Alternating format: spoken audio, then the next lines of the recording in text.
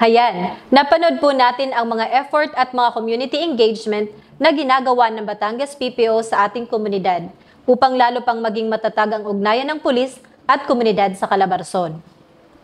Okay, sir. Ano-ano naman po ang iba pa nating mga programa na dapat abangan ng ating mga kababayan dito po sa Batangas?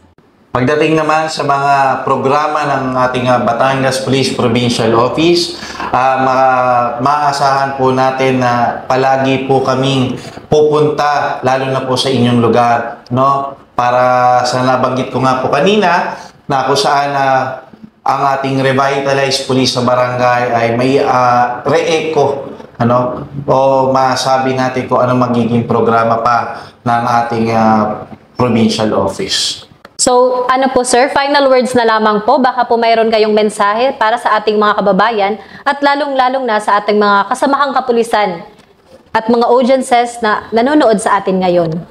Yes po, para po sa ating mga kababayan, lalo na po dito sa lalawigan ng Batangas, sinisigurado po ng Batangas Police Provincial Office na maglilingkod po ang mga pulis po natin ng 24/7 upang mapanatili po natin ang kaayusan at katahimikan dito po sa lalawigan ng Batangas. Gayon din naman, para po sa mga kasamahang pulis natin, ay ipagpatuloy lang po natin ang ating magandang gawain nang sa ganon ay makita po ng ating mga kababayan ang ginagawa ng pulis ng Batangas Police Provincial Office.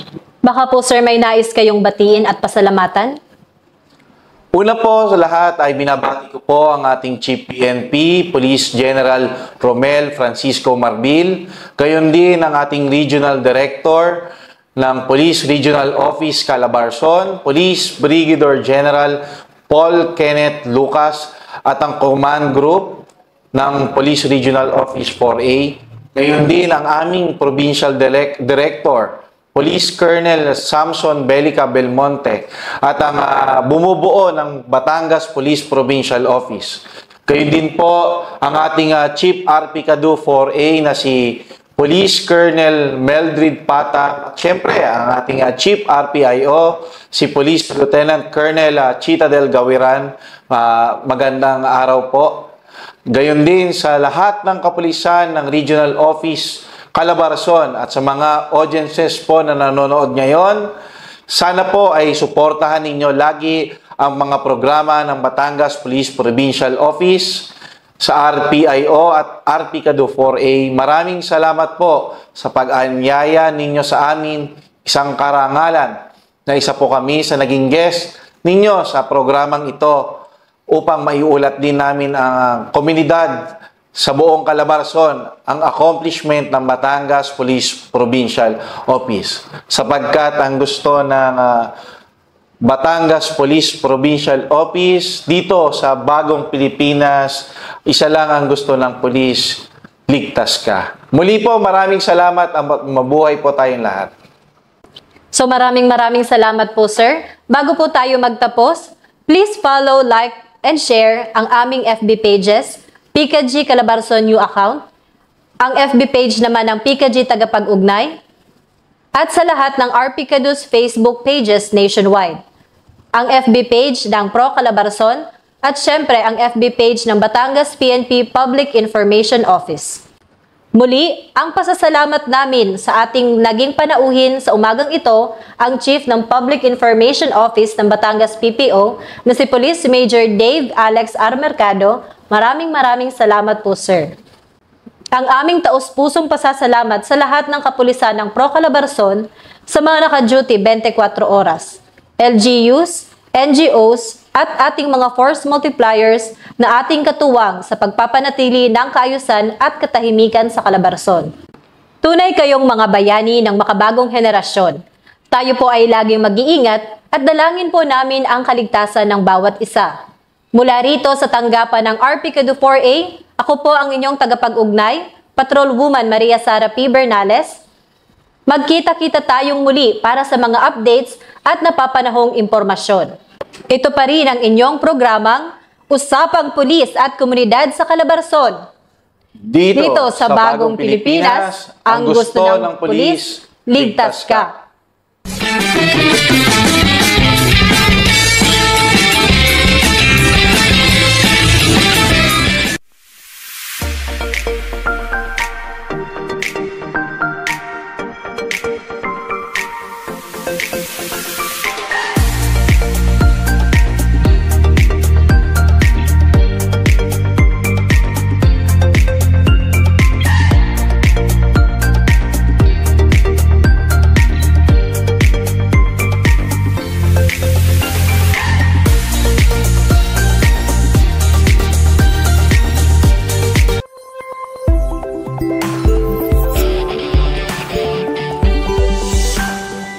At syempre para po ito may pahabol po lamang ang ating kasamang si Sir Jun, kasamang ating mga kaibigan mula sa Police Community Affairs and Development Group. Meron po silang ongoing online Awitan Challenge 2024 National Edition na may theme na pagkilala at pagtuklas sa mga kabataang mga awit ng makabagong panahon, which aims to highlight the vocal prowess of senior high school and college university students across the nation. At kasama po natin ngayon ang kumbaga pa ang ating representative. Yes sir, and imagine po sa naging regional level nito sir, imagine buong Calabarzon ay Batanggenyo. Ang ating kababayan po ang magiging kinatawa natin dito sa national challenge nga po nito. Kaya kasama po natin ngayon si Mr. Victor Gabriel Magpulhin, ang ating representative, at syempre po sila po kasama ang PCADH po ay lumalambing kasama po ng ating tanggapan sa Batangas Provincial Information Office na nawa po ay ating suportahan si Mr. Magpulhin, tama? Sa gaganapin pong kompetisyon na ito sa pamamagitan po ng ating pagbisita sa official Facebook page po ng PCADG Tagapag-Ugnay FB page para naman po makapag-gain ng highest FB interactions kagaya po ng like, comment, and share. At Mr. Baka nais mo silang batiin at anyayahan na ikaw ay suportahan dito sa iyong lalabanan.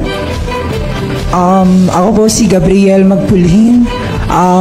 Ako po humihingi ng inyong tulong at suporta sa pag-like, sa pag-comment, sa pag-share ng video.